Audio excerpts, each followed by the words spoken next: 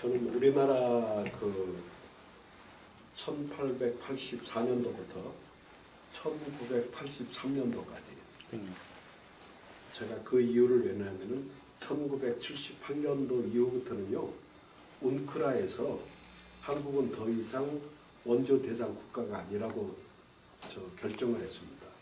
그래가지고 유엔에서도 철수를 하거든요. 그러다 보니까 선교 단체들마다 1970년대 이후부터는 한국에 선교사를 들여보내지 않습니다. 실질적으로 선교사들이 우리나라에 와서 활동했던 시점은 1884년도부터 1983년도까지 한 100년 기간으로 잡습니다. 그런데 2,500명의 우리나라에 와서 사역했던 선교사 가운데 가장 으뜸이라고 저는 치면은 저는 엘리제 쉐이핑이라고 하는 서서평 선교사를 쳐요. 그리고 두 번째가 같은 시대를 살았던 플로렌스 루트라고 하는 유아리 선교사입니다. 근데요, 두 분들이 다 독신 여성으로 우리나라에 왔다가 갔거든요. 근데 이분들은 특색이 미국의 북장로교하고 남장로교로 분리가 돼서 왔는데, 그 가운데서 이분들은 뉴욕 출신인데도 불구하고 남장로교 소속 선교사로 우리나라에 왔다고 하는 겁니다. 그때가 왔던 때가 쉐이핑 선교사는 1912년이고 유아레 선교사는 1927년도에 왔는데요. 15년 차이가 있죠.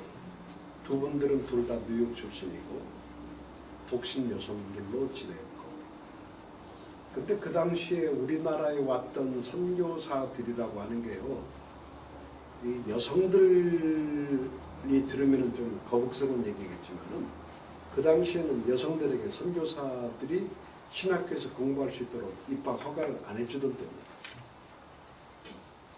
그리고 북장로교도 그렇거니와 남장로교 선교부도요, 여기서 선교사들끼리 회의를 하면은 여성들은 투표권이 없어요. 그것이 1960년대까지 이어졌습니다. 그러니까 여성들이 신학교를 입학할 수 있던 것도 1960년대 무렵이고, 그 다음에 여성들이 선교부 내에서 투표권을 가졌던 때도 1960년대. 어떤 면에서 보면은요, 우리가 가장 민주화되고 보편적으로 선진화된 그런 미국 사람들임에도 불구하고 미국 내에서 여성들에 대한 사회적인 지위와 대접이 이렇게 한국하고 큰 차이가 없었다고 합니다.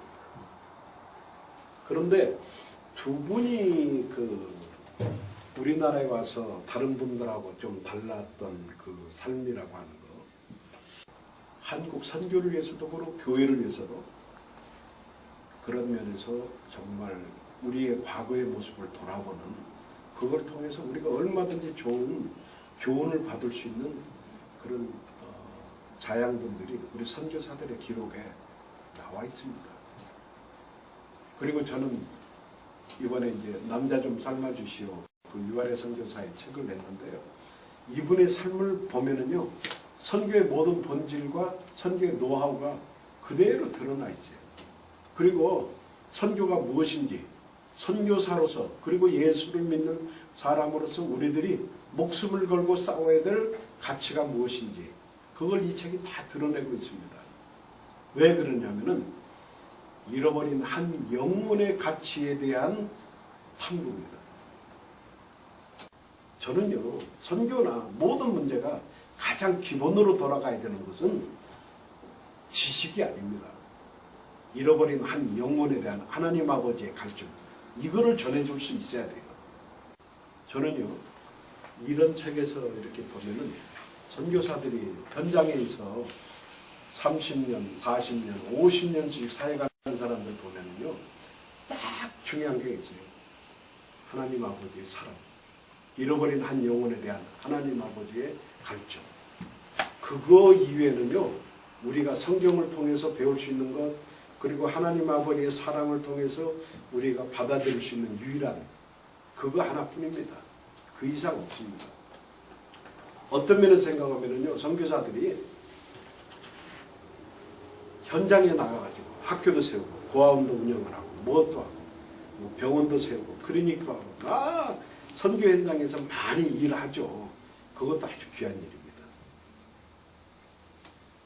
근데 그보다도 가장 더 중요한 것은 정말 잃어버린 한 영혼에 대한 하나님의 사랑을 전할 수 있는 그 마음가짐이, 그것이 밑에 깔리지 않고서는 학교를 짓고 병원을 세우고 고아원을 운영하고 선교로 살 수 있는 모든 수단을 동원하는 것보다 더 아름다운 최고의 방법은 없어요. 그러니까 항상 우리가 하나님 앞에서 뒤집어지고 하나님을 통해서 자기 삶이 변화된 사람들에 대한 그런 어떤 간증과 도전을 듣는 것처럼 우리에게 감동스러운 게 없습니다. 저는 선교사들의 삶을 놓고 보면 항상 그 점을 먼저 파악하려고 해요. 이분이 어떤 방법으로 이 땅을 살아왔는가.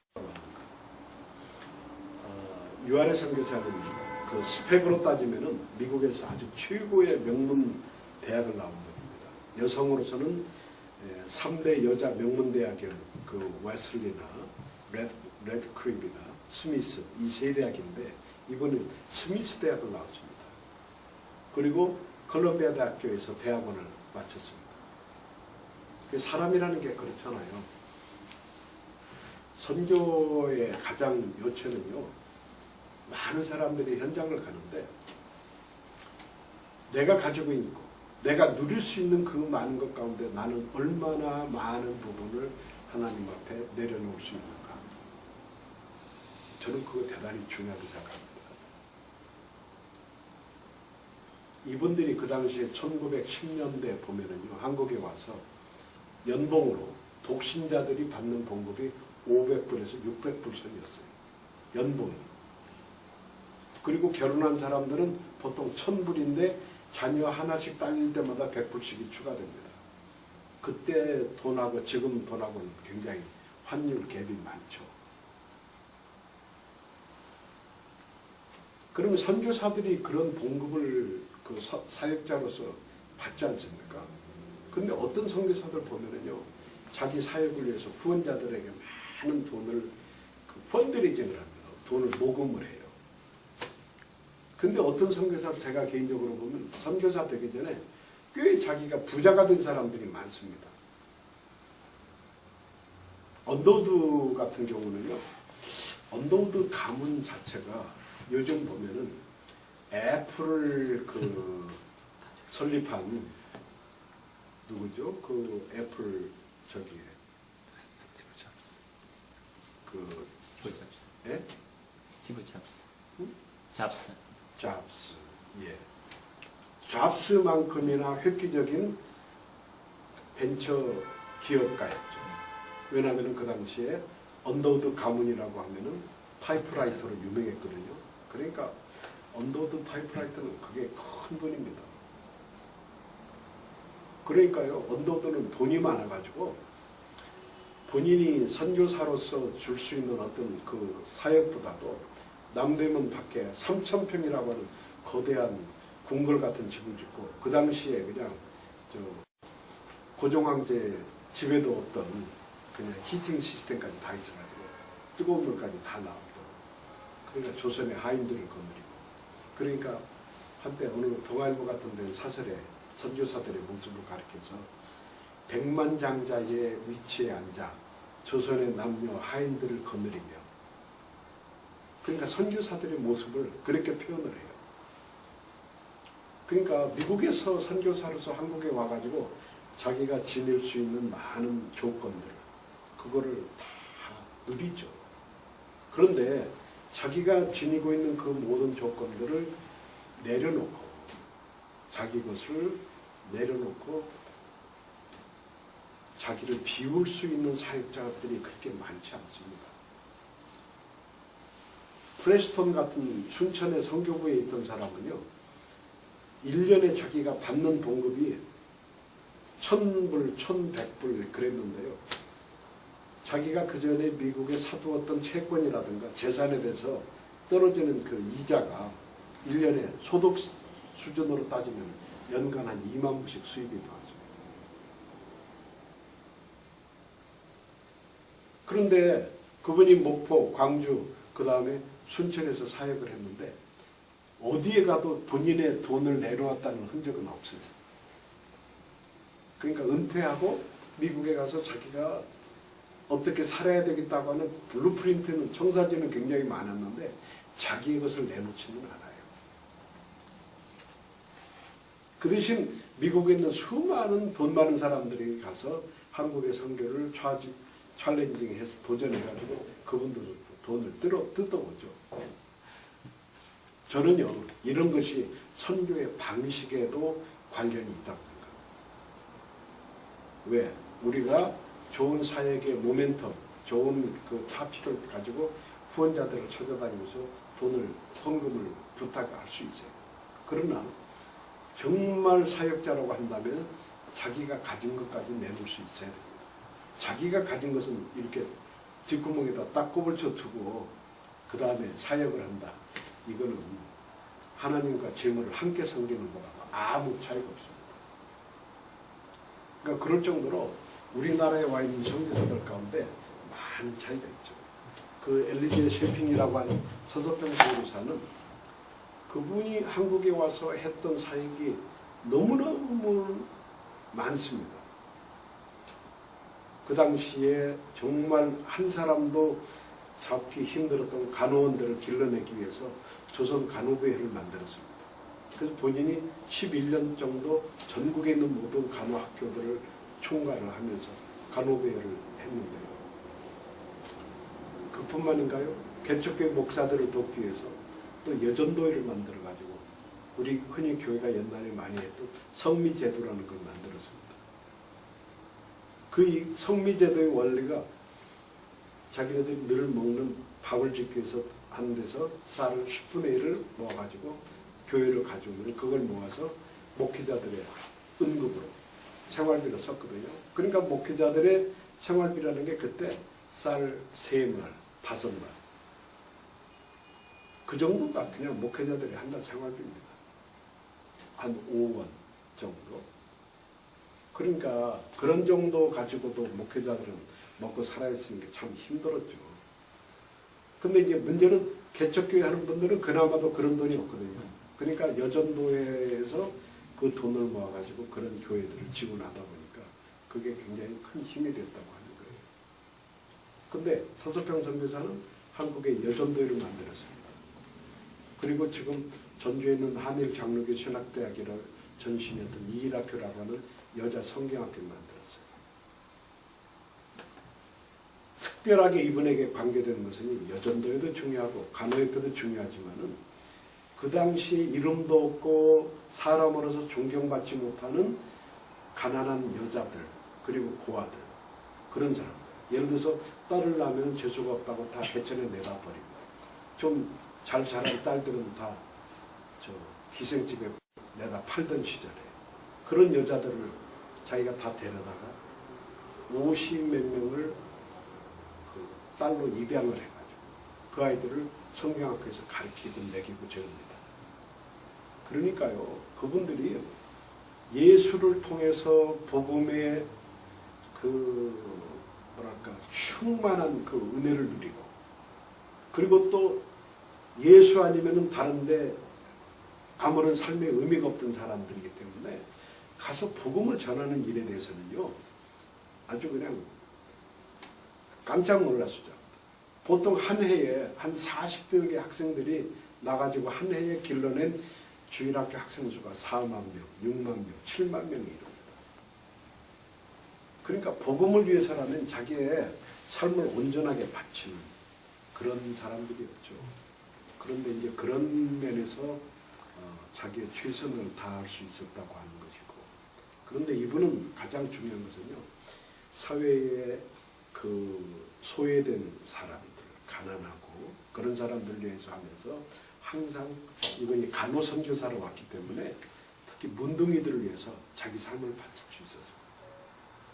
그리고 문둥이들을 잘 훈련시켜가지고요, 영양이 굉장히 필요한 문둥이들이지만 복음이 들어간 사람들을 위해 하루에 한 끼씩을 굶어가지고 그 모은 돈으로 제주도에 선교사를 파송했습니다.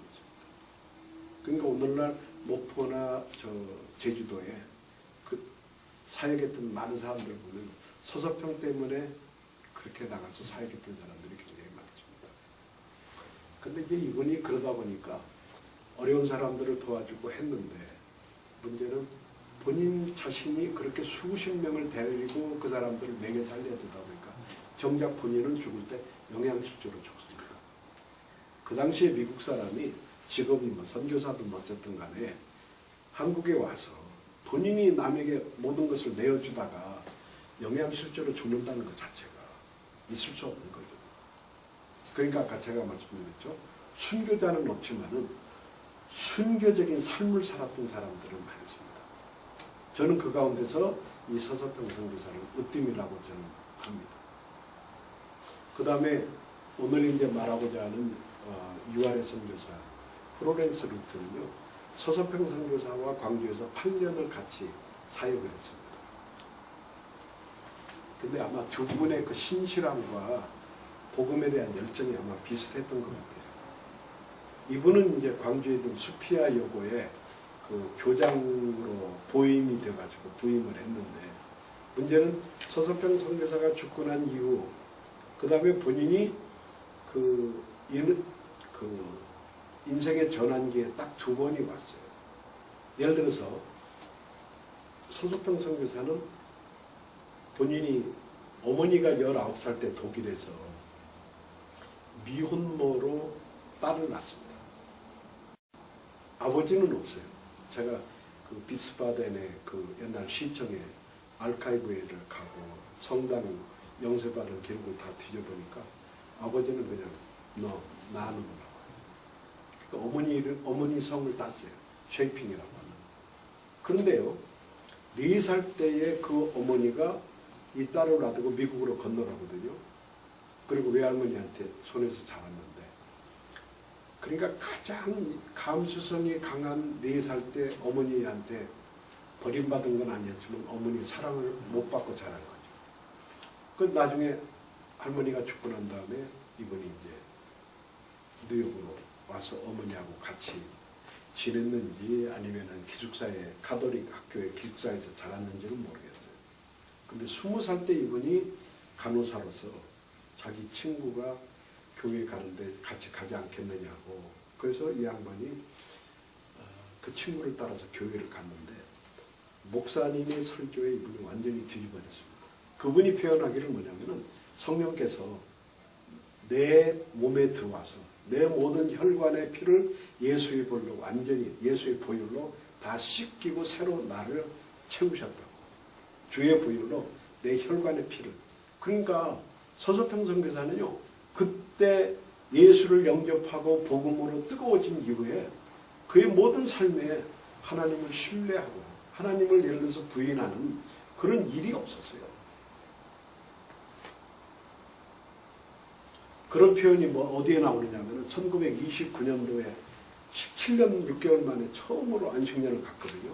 그리고 1930년도에 미국에서 한국으로 돌아가는 안식년을 마치는데 그때 이분이 한국의 이일학교와 자기 그 사역자들을 위해서 돈을 좀 모금을 하기를 바랬는데 불행하게도 모금이 안 됐어요. 그때 자기의 심정을 이렇게 얘기합니다. 하나님께서 이스라엘 백성들에게 과거에 벽돌을 굽게 하기 위해서 지푸라기도 주고 많은 벽돌을 굽는데 자재를 줬는데 바로와 그 강팍한 바로의 마음을 더 강팍하게 만들어가지고 이스라엘 백성들에게 지푸라기를 주지 말고 그냥 너희들은 벽돌을 만들어야 된다. 그렇게 강요하지 않습니까? 내가 지난 1년 동안 미국에 와서 내가 우리 후원자들을 통해서 좀 헌금을 좀 모금하기를 바랬지만은 나는 이번에 무일푼으로 돌아갑니다. 무일푼일 수밖에 없는 게 1929년도 10월 달에요. 미국이 경제 대공황이 나오잖아요. 그러니까 각 교회들이 그전까지는 교회가 잘 되니까 막 은행에서 빚을 얻어가지고 막 교회 건물을 짓거든요.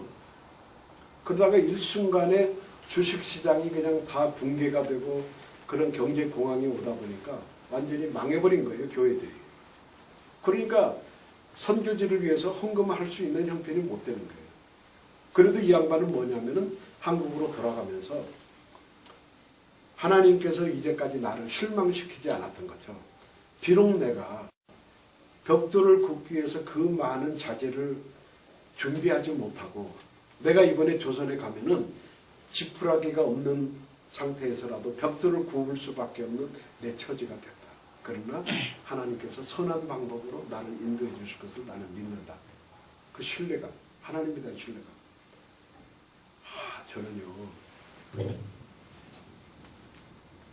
보통 그러잖아요. 이 여자가 무등산이다, 화학산이다, 지리산을 이렇게 갈 때. 옛날에 조선에 얼마나 길이 진흙탕 길이었습니까? 지금은 포장도로가 있지만. 그러니까 차가 있어도 못 가는 거예요. 그래서 노새를 타고 가는데 노새도 타고 가다 보면 이게 미끄러져 가지고요. 노새에서 떨어지잖아요. 그런 노새는 자기 고향인 전라도 광주로 돌아가 버립니다. 그럼 그 여자가 그 시간에 그 컴컴한 밤중에 어떻게 노새를 또 찾아갑니까? 그러니까 진흙탕 속에 빠져가지고 조선 사람들이 집을 찾아가가지고 거기서 자는데 오늘 같으면 호텔이 있습니까? 모텔이 있겠습니까? 그러니까 거미와 지네와 내년도에 심을 그런 그 새싹들 그런 것들을 방 안에 널려놓은 그런 조선 사람들의 그냥 움막에서 빌려가지고 거기서 잠을 자요.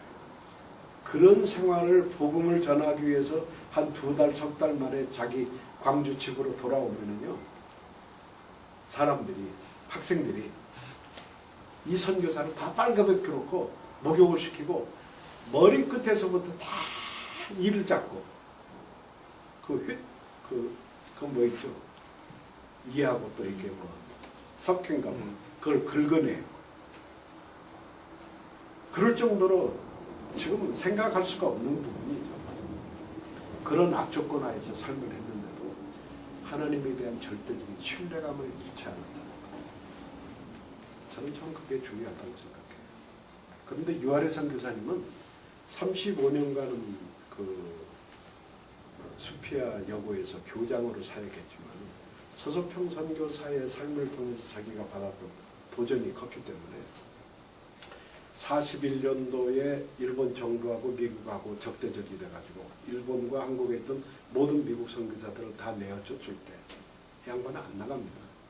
그래가지고 일본 정부가 양반을 6개월간을 경찰서에 구금을 합니다. 그래가지고 구금돼가지고 6개월 하다가 나중에 추방됐죠. 근데 47년도에 다시 돌아와요. 근데 6.25가 되니까 모든 선교사들이 하나도 남지 않고 다 일본으로 미국으로 갑니다. 나이 든 사람들은 이제는 다시는 전쟁 이후에 자기가 돌아올 길이 없으니까 그냥 미국으로 가서 은퇴해버리기도 하고 좀 한국에 대해서 소망을 갖고 계속 일해야 되겠다고 하는 사람들은 일본에서 기다리면서 근데 이 유아래 선교사는요. 나는 고통받는 조선 사람들, 우리 교인들과 삶을 나누겠다. 안 갑니다. 저는 바로 이런 것이 이번이 무슨 뭐 라이언 일병을 구하는 식으로 그런 영화 스토리 같은 얘기지만은 결정적인 순간에 하나님의 사람이 어떤 자세로 현지 자기가 양육한 교인들을 어떻게 가슴에 품어야 되는지 이런 것이 선교사로서의 그 삶의 진정성이 드러나는 대목이라고 저는 생각합니다. 그 여성으로서 얼마나 그렇다고 남들이요 여성이고 또 이런 분들이 그냥 미국으로 돌아간들 누가 뭐라고 얘기를 합니까? 지금요 미국으로 그때 도망간 그 수많은 선교사들에 대해서 욕하는 사람이 없습니다. 그건 비근한 예를 뭐하고 얘기를 하느냐면요 꼭 딱 맞는 예는 아닌데 손양원 목사가 왜 믿음의 선배로서 우리에게 존경받고 대접을 받습니까? 그분도 남들처럼 편안하게 신사참배하고 일본 정부에 한번 절하고 나면은 뭐 교회 목회하는데 아무런 걱정 없고 상시 개명을 하면 하고 그거야 그렇게 큰 문제가 아니죠. 근데 이분은 안 했잖아요. 왜? 그것이 복음의 실체. 하나님 앞에 우상을 섬기지 말라고 하는 복음에 대한 자기의 삶의 어쨌든 그 지조, 정조를 자기는 거기에 두고 가치를 삼았기 때문에 그걸 지키려고 했던 겁니다. 그렇기 때문에 주기철 목사나 손영훈 목사를 우리가 귀하다고 얘기하는 겁니다. 그런데 이 선교사는 문제는 교장하면서 신사참배 문제가 강요가 되니까 37년도에 자기가 운영하던 학교를 문을 닫아버립니다. 그리고 그러나 일본 정부가 나가라 때 안 나가요. 그리고 공산주의자 대표가 왔을 때 안 나갑니다. 6월 25일 날 6.25가 주일날이었는데 7월 23일이 주일이었어요. 한 달 동안 이분이 한 걸 보면은요, 전라도 광주에 있으면서 자기 선교부에 있는 트럭을 이용해가지고 광주에 있는 모든 그 고아들을 목포나 해남 같은 저 시골 변방으로 다 분산해가지고 다 나누어서 살리기 위해서 내보냅니다. 그 다음에 기독교인들 가운데 도움이 필요한 사람들은 부산이나 이런 다른 지역으로. 왜냐하면 그 당시에는 대중교통수단이라는 게 아예 없어져 버렸으니까. 그래가지고 그 사람들을 다 살립니다. 근데 정작 본인을 위해서는 아무것도 할 수가 없는 거예요.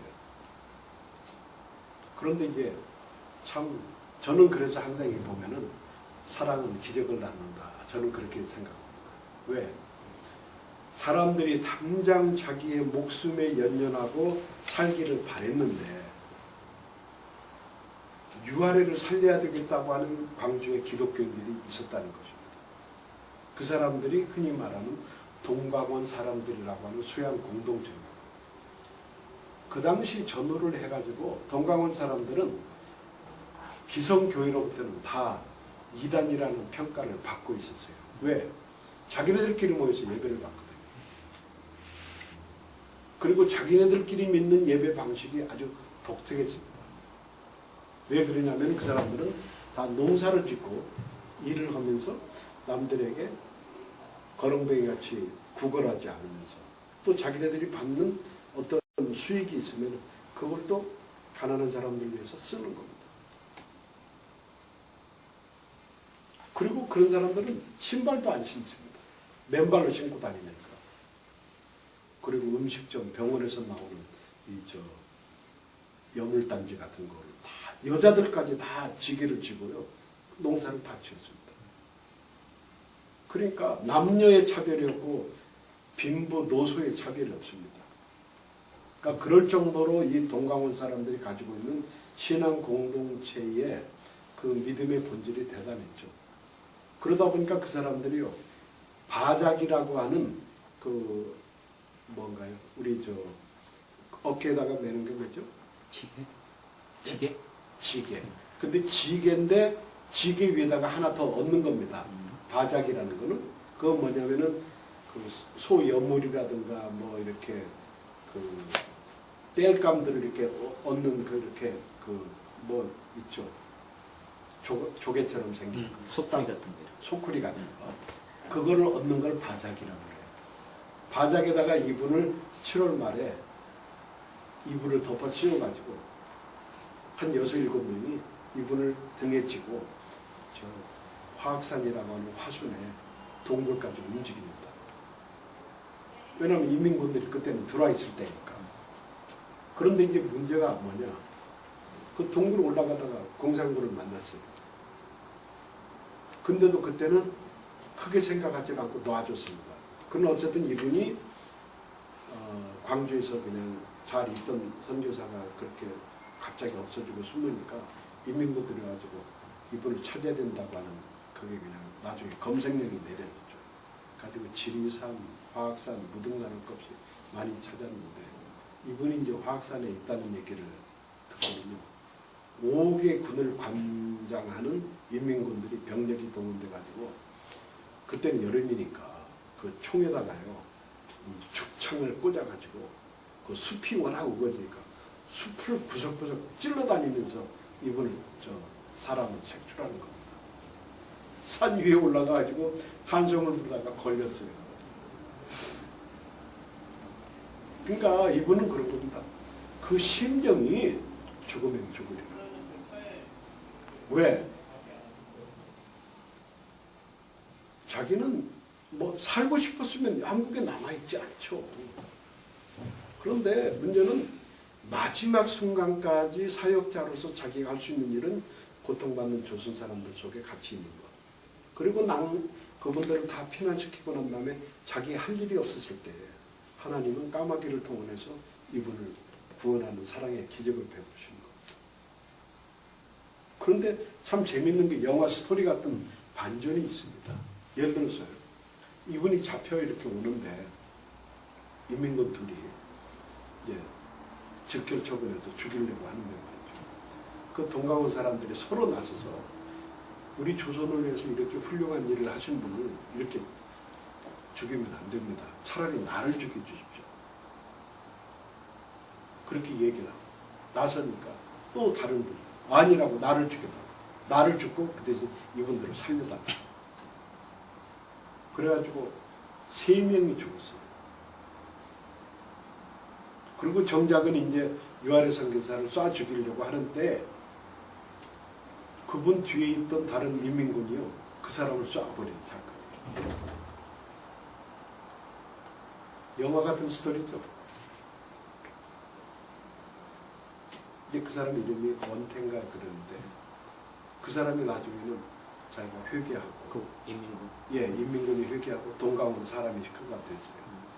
근데 그 사람이 워낙 그 인민군이 돼가지고 사람들을 많이 죽인 것이 하나님 앞에서 양심의 거리낌이 돼가지고 나중에 국군의 경찰서에 부산에 가서 자기가 자수를 했습니다. 그래서 사형을 당했어요. 참 사랑의 원자탄이 따로 없습니다. 그러니까 이제 그 얘기는 뭐냐면은 그 책에 보면은 이분이 이제 이렇게 행방불명이 되고 막 그러니까 한국 정부가 이제 이승만 대통령이 이분을 특별히 찾으라고 지시를 하고 여기저기로 또 문제가 되잖아요. 그래가지고 이분이 나중에 이제 그 화학산에서 이렇게 내려올 때 또 이분을 도왔던 전도사 둘이 또 순교를 당해요. 그때 그 흔히 말하는 빨치산이라고 하는 폐잔병들 이게 붙잡혀가지고 이분은 나중에 살아나긴 살아났지만 그래서 모두 이분 한 분을 살리기 위해서 동강원 사람들 5명 그 다음에 광주 선교부에 있던 전도사 2명 해서 모두 7명이 순교를 당합니다. 그러니까요 바로 그렇습니다. 자기 하나를 살리기 위해서 수많은 사람들이 목숨을 내어준 바 되고 그러니까 본인으로서는 보면은 사랑의 빛이죠. 그러니까 이런 분이 나중에 전쟁이 끝나고 난 다음에 78년도까지 28년 동안 더 사역을 할 때 그러니까 이분은 1927년도에 와가지고 1978년도니까 52년 동안을 사역하다 갔습니다. 그러니까 이분은 그냥 조금도 자기 자신을 위해서 돈 한 푼도 아끼는 자린급입니다. 그런데 어려운 사람을 위해서 도와주는 것은 뭐든지 그냥 다 풀어주는. 그러니까 아까 얘기한 대로 서석병같이 자기의 삶을 하나도 아끼지 말고 목숨까지 내어주려고 하는 그런 자세로 사셨던 분입니다. 그때 그 동굴로 숨어 다닐 때 그분을 보좌했던 데리고 다니면서 안내했던 여자분이 지금은 나이가 87이 돼가지고요. 동강원의 남원 원장으로 있는 진금남 수녀입니다. 그분들은 기독교인들인데도 여자들은 수녀라고 표현을 해요. 김금남 수녀가 지금 살아계세요. 저도 이제 김금남 수녀에게 이 이야기도 묻고 또 다른 그 당시에 동갑은 이 할머니를 모시고 산에 올라갔던 사람들의 여러 증언을 듣고 제가 이 책에다 그런 부분들을 기록을 했죠. 그러니까 제가 본 대로 바로 그래요. 이분이 6.25 전쟁이 끝나고 11월 달이 딱 됐는데 이 광주라고 하는 조그만 사회가 사실은 작은 사회지만은 한국판의 축소입니다. 왜? 45년도에 해방이 돼가지고 이북에서 얼마나 많은 목회자들과 평신도들이 500만 명이 내려오지 않았습니까? 그러다 보니까 사회주의 사상을 가지고 있는 사람들도 내려오고, 예, 그런 겁니다. 그런데 이제 문제가 뭐냐면은 그 당시에는 벌써 53년도에 장로교가 분리가 됐지 않습니까? 겉으로 드러난 것은 박형룡 박사의 3천만 원 사건이지만은 그 전에 이미 리버럴한 사람들하고 보수주의자들의 아주 보이지 않는 갈등이 굉장히 깊습니다. 근데 지금 한국이라고 한 나라는 6.25 상잔을 거치면서 이렇게 어려운 과정을 겪고 있는데 목사들은 서로 얼굴도 안 보고 말이죠. 원수가 시절. 선교사지만은요, 이분은 여성 아닙니까? 그래서 광주에 있는 그 리버럴한 또 보수적인 중간에 있는 그런 세 부류의 목사들을 다 모아가지고 기도회를 했어요. 그런데 이분보다도 나이가 많고 또 적은 목사들이지만 우리 한국식으로 그렇잖아요. 목사들이 아무나 불러도 갑니까? 크리스찬니티 투데이가 한 사람을 인터뷰한다고 뭐 올 수 있을런지 몰라도 크리스찬니티 투데이 이름으로 한 500명 모여가지고 행사를 하면 목사들 모기가 쉽지 않을 겁니다. 문제는 이분이 모이라고 하니까 그 목사들이 다 모여요. 왜? 이분이 영적인 카리스마가 큽니다. 누구도 야 이분이야말로 우리 광주를 위해서 정말 하나님을 위해서 자기 목숨을 바친 그런 분이기 때문에 목사들도 감히 이분의 이야기를 거절할 수가 없는 거예요. 영적인 카리스마는요 바로 이런 데서 나와야 됩니다. 자기 삶을 어린 양을 위해서 바칠 수 있을 때 우리가 예수 그리스도 앞에 충성하고 그분의 자녀로서 그분 앞에 십자가 밑에 무릎을 꿇는 이유가 그거 아니에요? 예수가 우리를 위해서 죽을 만큼 우리를 사랑했다고 하는 거예요. 이 단어 한마디 이외에는요 다른 것이 필요가 없습니다. 그러다 보니까 그 당시에 그렇게 리버럴했던 사람 보수골 똥할 것 없이 목사들이 다 모여가지고 목사들이 얘기를 하면은요 서로들 삭대질하면서 이게 다 우리 한국 교회와 우리나라가 잘못된 건 다 너희 탓이야, 네 탓이야. 근데 이분은 그 얘기를 딱 그치게 하고 성경 말씀 듣고 계속 기도합니다. 3일 기도하니까 그때서 막 울음들이 나오고 회개기도가 나오고 그리고는 마지막 하루는 서로 부둥켜 안고 그들이 각자 교회로 갔다고 얘기합니다. 그러니까요 지금 기도의 능력 이외에는 한국 교회를 변화시킬 다른 이유가 없습니다. 왜냐하면 사람들이 모여가지고요 세미나 심포지움 뭐 다 해봐야 그건 다 자기 자랑밖에 안 됩니다. 자기 의를 드러내봐야 그건 다른 사람들에게 마음의 감동을 못 줍니다.